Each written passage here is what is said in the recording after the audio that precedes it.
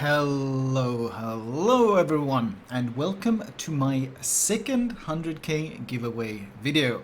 In this one I'm going to be featuring the Yoshino, and since you guys quite enjoyed seeing Yamamoto proc his second wind ability on the Kitakaze, you're really gonna like it when it procs on Yoshino.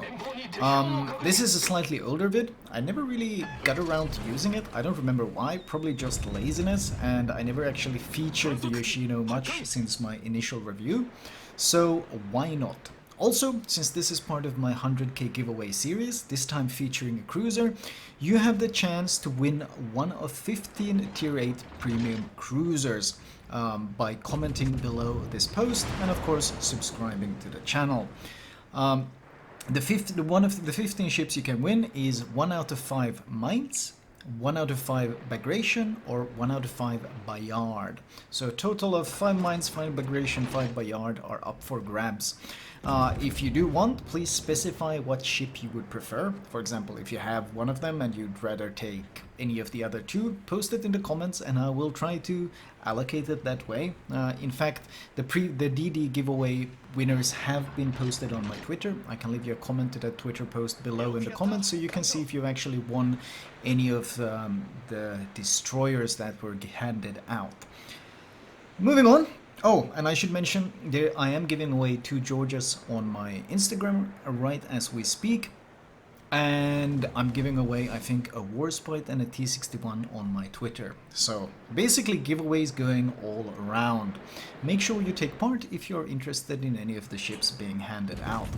The next video, of course, will be the battleship video, which will feature 15 tier 8 battleships as the giveaway. The Yoshino though. The key marks of the Yoshino is, well, hard-hitting HE at really absurd ranges, as you've probably been seeing.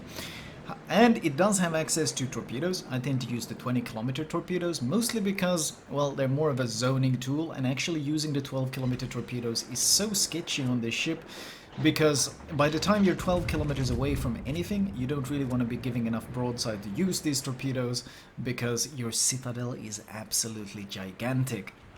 But the one thing the Yoshino is terrifyingly good at is just farming any battleship that pushes up, in this case even 19 kilometers away, just farming them with this incredibly hard-hitting HE. The dispersion is good, the shell velocity is good, and it more than enough allows you to, well, it's kind of like a supersized Zao. Sadly, that supersize also comes with a supersized citadel and a supersized turning circle. So don't expect any of that Zao agility, and don't expect any of that Zao concealment either.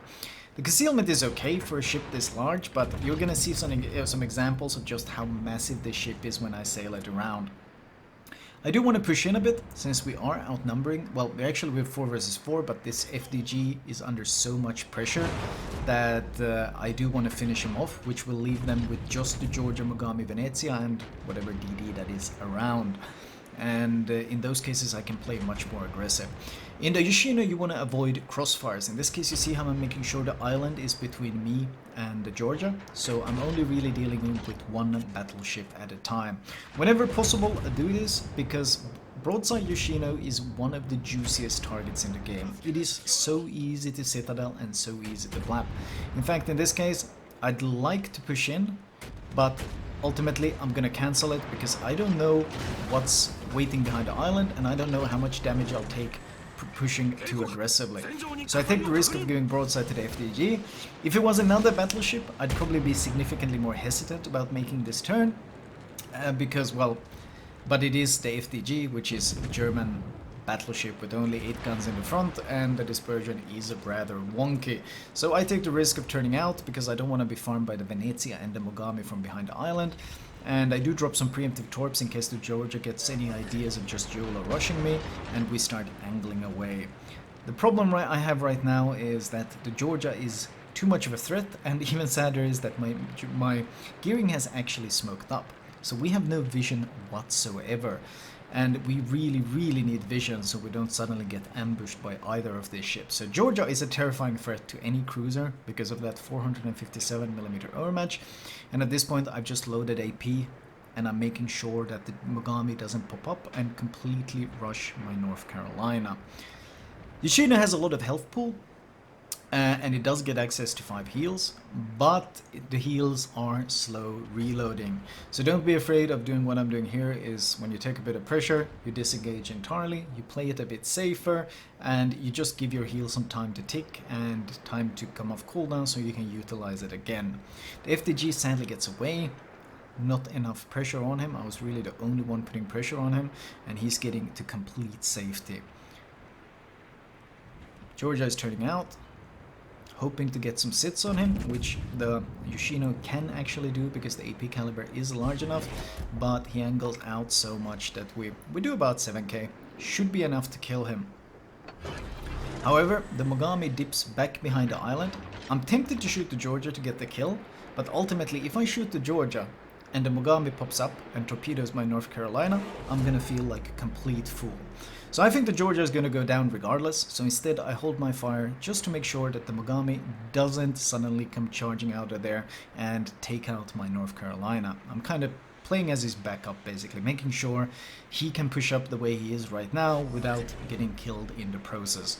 Mogami is a very squishy ship, but those Mogami torpedoes do hurt, and point blank like the NC is, he would eat a fair share of them in the process. Yoshino's reload is long, so you can't just spam HE or AP in it like with most other cruisers. It's very much a battle cruiser in that sense. Mogami peeks out too much. He tries to accelerate out of the way, but it is far too late, and my AP at this range has no issues deleting him. This means that most of the threats on this flank are gone. The enemy does have a significant cap advantage, but now it's just a low HP FTG in my way, and I'm gonna start playing very, very aggressive. Shimakaze has been spotted in the south, which means that there is no DD threat either. There will be some carrier pressure, and of course the FTG will be taking pot shots at me whenever he can, but we're just gonna basically run him down, not let him disengage a second time. I get close to the NC as well, so our AA is a bit more overlapping, and seeing if I can help him a bit with those Shokaku AP bombers. Back in the day, an NC could have protected himself quite easily, but as you can see from the huge chunk of AP damage he did, that is no longer the case, and basically once again I'm helping out my North Carolina. If a battleship is willing to push up, try to help him out in any way possible. Basically, be that backup in terms of shooting ships that might rush him or helping him with the AA in any possible way you can. We spot the Shokaku. He's actually playing a bit too aggressive. We drop another set of 20-kilometer torps. But keep in mind that I rarely drop these when I'm spotted or when I'm too close. These are kind of, maybe I will hit, maybe I won't, but at least I'm not going to hit any teammates, and that's really the way I treat them. Too many Yoshino players treat torpedoes as a main armament. Actually, that is generally the case with most IGN cruisers. Mogamis, Ibukis, Zaos, and Yoshinos. People give flat broadside just to use a torpedo that ultimately has a fairly low chance of actually hitting anything. It's never really worth the risk. Point blank YOLOs, sure, if you're undetected, then it's fine. But when spotted, how many times have I not been fighting an IGN cruiser and I've been like, uh-oh, this is gonna be dicey, I don't know how this fight is gonna turn out. And then I watch him turn full broadside just to use those torpedoes, and I blap him for citadels, and I easily win the fight. You see it constantly. So ultimately, avoid over-reliance on those torpedoes. They are a supporting weapon. They are a secondary weapon. They are absolutely not the main weapon, and at no point should you be risking your safety just to get them off. Most of the time, it's gonna backfire. Carrier comes in again. I try to reinforce sector and help him a bit as much as I can, but AA in the current state of the game is underwhelming to say the least. And he drops once, and now he's even swinging back for a second time before he finally gets shot down. The FTG is still alive. That 80mm plating on the FTG working wonders in mitigating the damage he takes, but we are keeping fires on him and we are keeping his health low.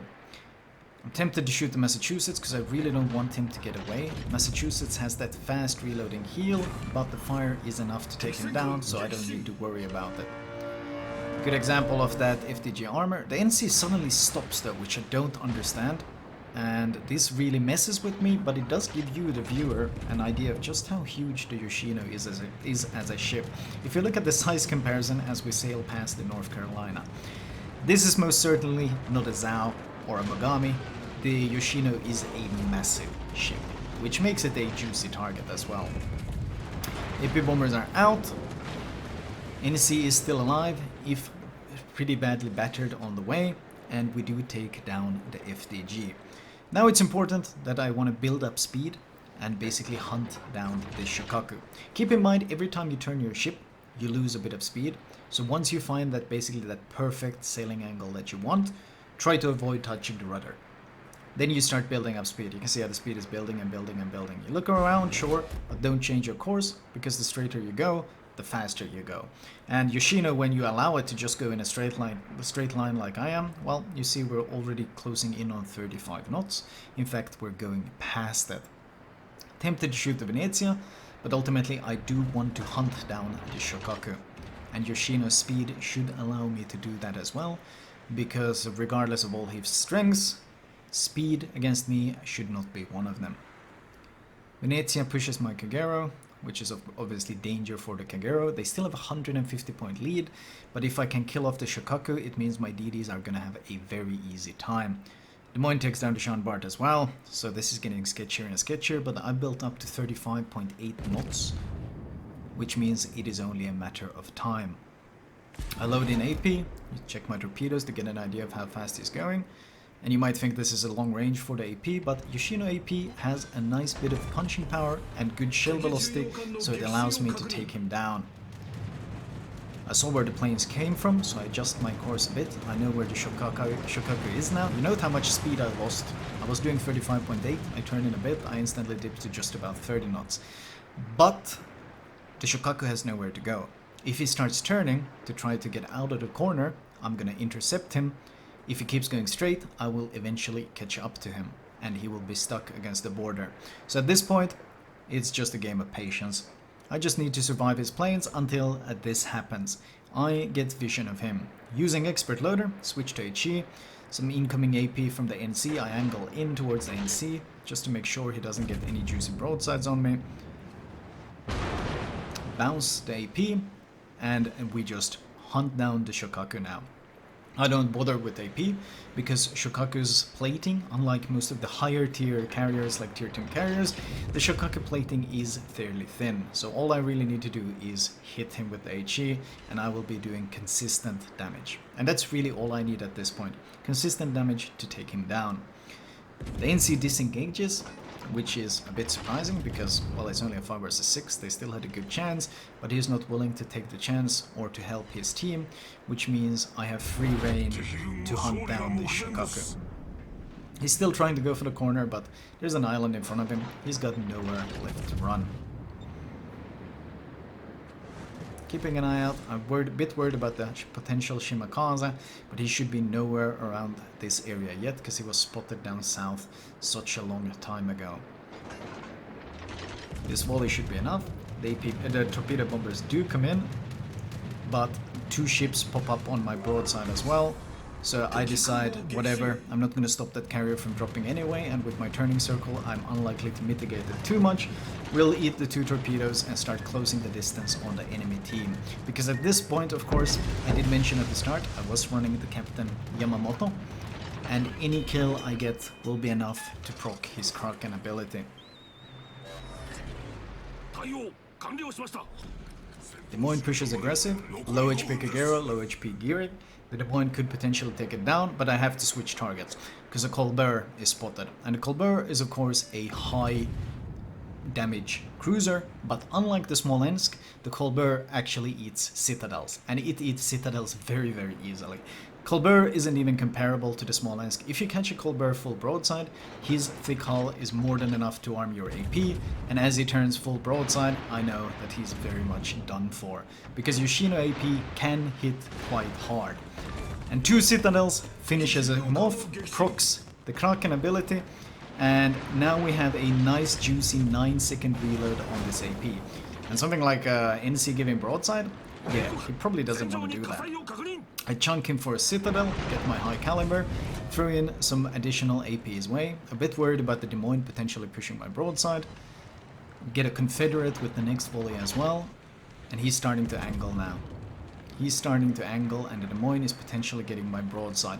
As I mentioned, broadsides are always a huge danger in the ship. My NC has gone down, and it's Des Moines versus Worcester. That's a fight that favors the Des Moines heavily. So I need to make sure he can't just go nose in, and by throwing AP at him, he's forced to, as you can see, turn out to try to avoid it. In turning out though, it means I have no chance of dealing damage with AP, so I just switch Expert Loader, switch to HE. Once again, with Yamamoto active, you switch ammunition type very quickly, even on a heavy cruiser like this.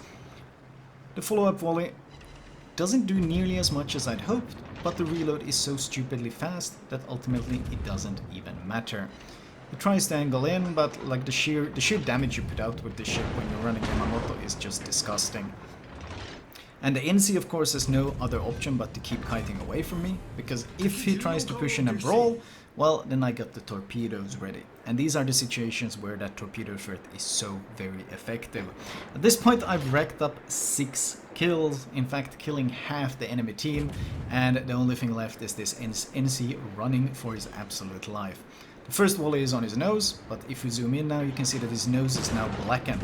As soon as I see it's blackened, it means the nose is saturated, which means I can't deal full damage to it anymore. And because of that, I switch to his superstructure and focus fire that instead.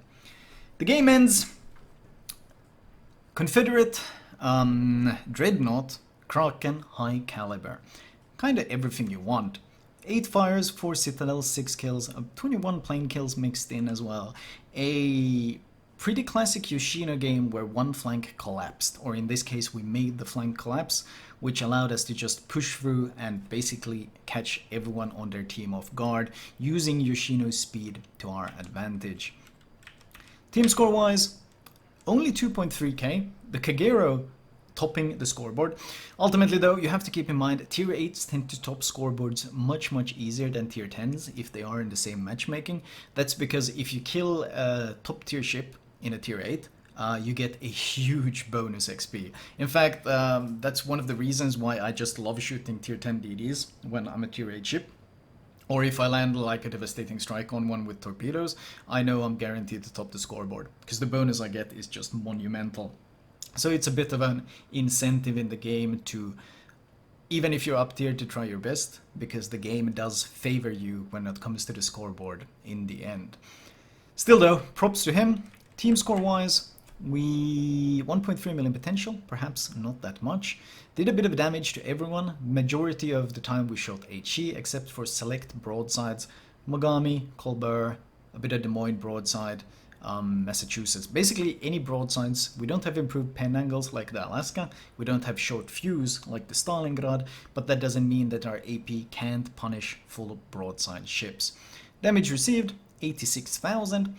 I could go over my build, but the good thing about the Yoshino is that you can literally run your Yamato captain, aka her battleship IGN captain, you can run that on your cruiser. That means priority target, Adrenaline Rush, Superintendent, Fire Prevention, Concealment Expert, Expert Marksman, Expert Loader, and Jack of all trades. That captain is just as good on the Yoshino as it is on any of the IGN battleships. Anyway, good luck in the giveaway. Thank you guys for watching. I hope you enjoyed it, and I will talk to you guys next time.